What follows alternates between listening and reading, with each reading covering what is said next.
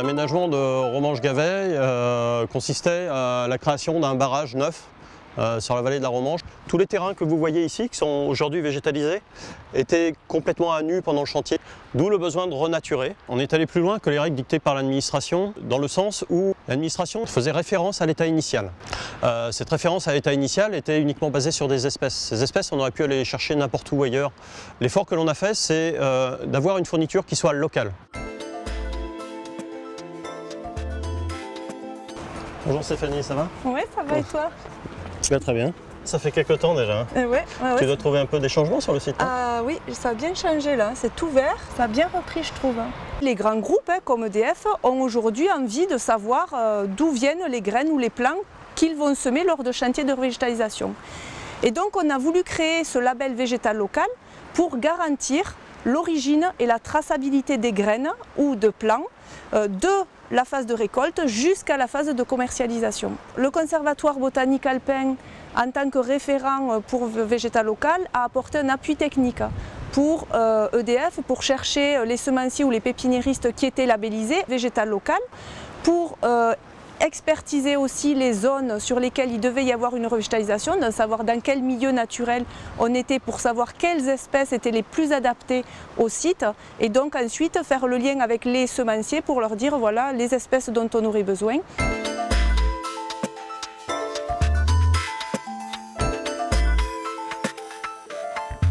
On avait l'obligation de fournir une traçabilité parfaite sur la provenance des saules et de fournir un saule local par rapport à l'Ivay-Gavet et au chantier de la Romanche.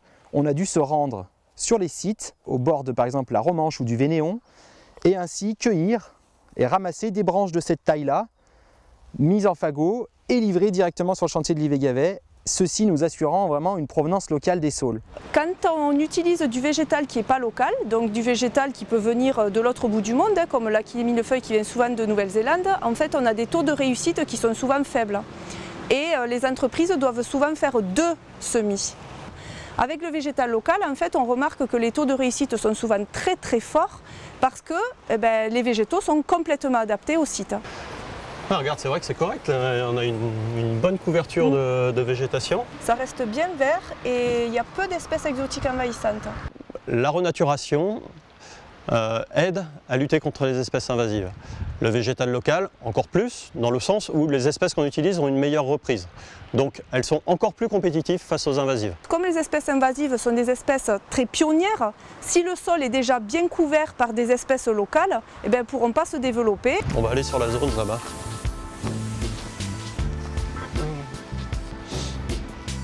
C'est vrai que c'est diversifié, regarde.